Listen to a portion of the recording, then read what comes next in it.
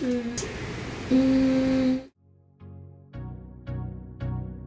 guys, I just wanted to introduce myself. My name is Cassandra and I'm also Filipino. I'm 21. I wanted to start my first YouTube video and I'm kind of nervous for this because it's literally like written in my goals. Like, this is my 2019 Moody planner, and you know, if you have a Moody planner, you gotta get your shit straight. So I just wanted to talk about my Europe trip. My best friend Marie and I went there last summer. It was July and August. It was around a month and a half. I've written down a couple of things that I wanted to share with you guys that I learned in my Europe trip. We went to London, Amsterdam, Italy, so we went to Florence, Rome. We went to go visit Maria's godmother in Amantea. We went to go visit Amalfi Coast, which is beautiful. We went to Naples as well, which was not the most beautiful part of Italy. It was an interesting experience. Obviously, we went to Venice, Switzerland, Nice, Paris, Barcelona. So in terms of budgeting, we had planned on spending $3,500, so $3,500 for each of us. So that includes accommodations, our plane tickets, food, and going out, transportation. So in terms of accommodations, we actually had to research a lot on that. We wanted to stay at Airbnbs or hostels or hotels. So in terms of transportation, we mainly use this website called Eurail. Basically, it's a train pass which you can travel to up to 28 countries. So one of the things that I learned was that things don't always go as planned. Something that I really wanted to emphasize was our daily itinerary. So in terms of what we wanted to do every day, we didn't actually know. So we went like day by day. So we went to all of the main tourist places. I learned that you need to be very flexible when you're traveling, because there was a lot of times when we wanted to do something but we didn't actually like go through with it. So for example, I don't exactly know the specifics, but I know that we had to be at our train at a specific time. So we were supposed to take the train to the ferry port and then take the ferry to Amsterdam. We talked to customer service and the lady was like, oh, the train actually just left. And so we were like, okay, how about we call an Uber? We knew it was reliable, so we were like, okay, let's just try and do that. Oh my god, this Uber driver, literally we called him DJ Khaled because first of all, he looked like DJ Khaled and he was like the coolest Uber driver ever, and it was almost like our problems had gone away, right? And then we arrive at our destination. There doesn't seem to be a ferry loading station anywhere, so we're like, okay, what is going on? It was our fault actually because we had entered in the wrong address, but then our Uber driver was like, okay, so you're actually trying to get here. We got to the ferry port and got everything sorted out. Like, if it had just been a minute, we would have not caught the ferry. I don't know what we would have done because we also didn't have accommodations, so we would have had to spend extra money on that. Yeah, not a good idea. You should like plan it out ahead of time. So number 2, budgeting is hard. So it kind of trickled into different aspects of our trip. I think that we should have over budgeted for the trip because things like eating out, we cooked most days and we wanted to like eat out more, try out more local food in that area. We literally had pasta, pizza. So one of the things that I think that we could have done was cut the trip down to 3 weeks instead of a month and a half and just spend more time at each place, like the places that we wanted to go to the most, because I think that both of us would not have necessarily wanted to go to Naples because it wasn't the best place, but it was also one of the most interesting. So number 3 is have relaxation days. We basically spent every single day together, 24 hours. We did spend a lot of time together, but I think it would have been cool to like meet other people. We did go on a lot of tours. So we went on tours in London, in Venice. The tours were good. They were like around an hour and a half. You can learn a lot about the place if you go on a tour, and most of the time the tours are free.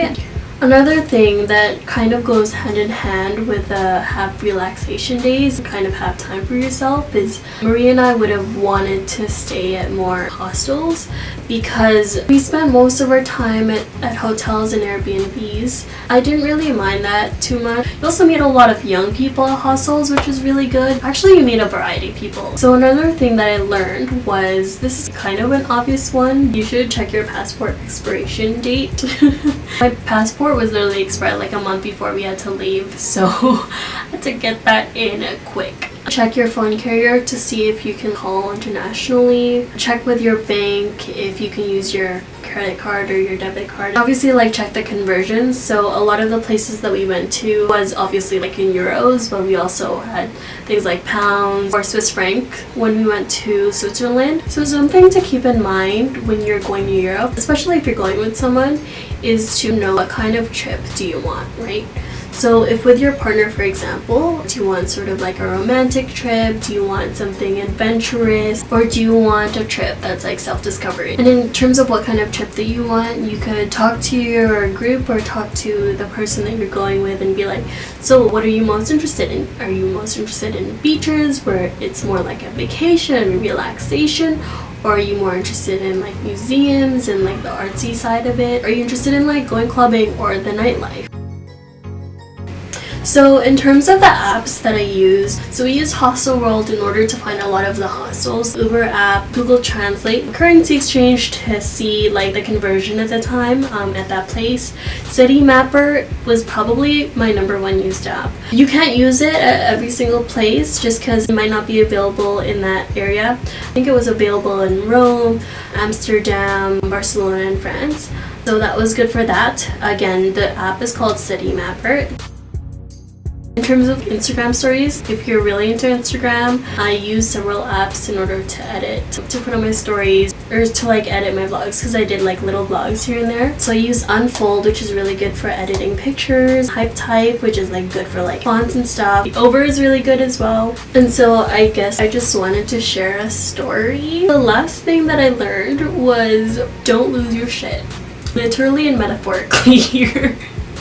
I lost my carry-on stuff, like the backpack that I always use, like my Matt and Nat backpack that like every basic bitch has. So basically, Maria and I stayed at this hostel in Paris. What happened was that we had been cooking our usual pasta and salad in the kitchen, and there were these two guys from California that we just like talked to. It's like really nice to just talk to like people at hostels. The last time that I remember I had my bag was by my chair. Unknowingly, I don't know why, I think I might have been exhausted that day or something. So what happened was that I went upstairs, I did something like packed and unpacked, whatever. 10 minutes had passed. I realized, oh crap, I brought my bag downstairs. And at this point, Maria had come upstairs to a room with us. And when I went to go down to check the table that we were sitting at, it wasn't there. Funny story, I went into like the gym. The two guys from California were in there, and I think they were like high or something, but they were like sleeping on yoga mats, and it was like the most hysterical thing, you know. At that moment, I was like not panicking because I was like laughing. So we had left the gym, we went to go talk to the receptionist at the front. She was the most unhelpful receptionist ever. And like, I didn't get a good vibe from her at first either. But she basically told me that it was my fault that I lost it. Yes, I'm not gonna lie, it was my fault for forgetting. She made it seem like it was my fault that like I left it there, or like that I intentionally left it there. And I for sure did not intentionally leave it there. Obviously, I know how important that bag was to me. I mean, my passport, my reading glasses, my laptop was in there, my Surface was in there. I also remember having a corny from Naples, and it was supposed to signify luck. And it was just super ironic because I kept telling Maria at the time, oh, like, I'm so lucky.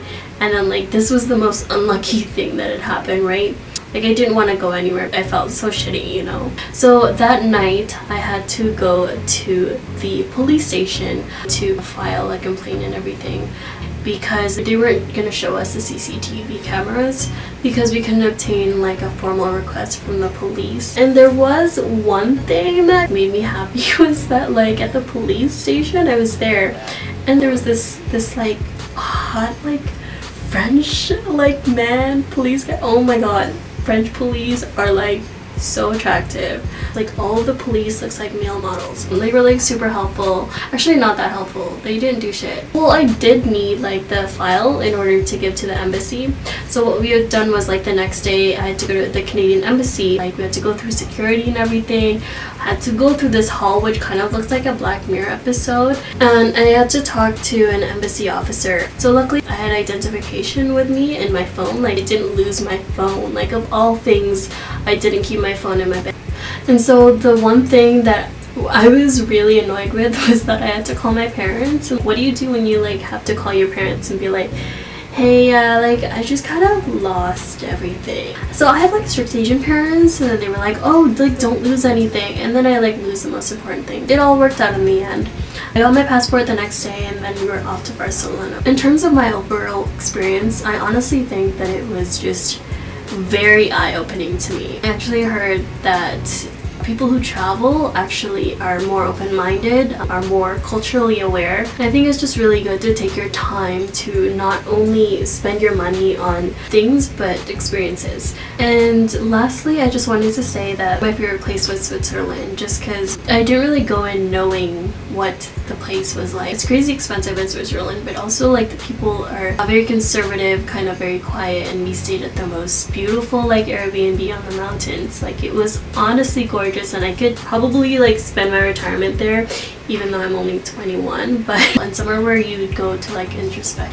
Also chocolate and cheese. I just wanted to say thank you so much for watching this video. This is my first YouTube video, so actually not my first, because like I did some like K-pop videos in the past.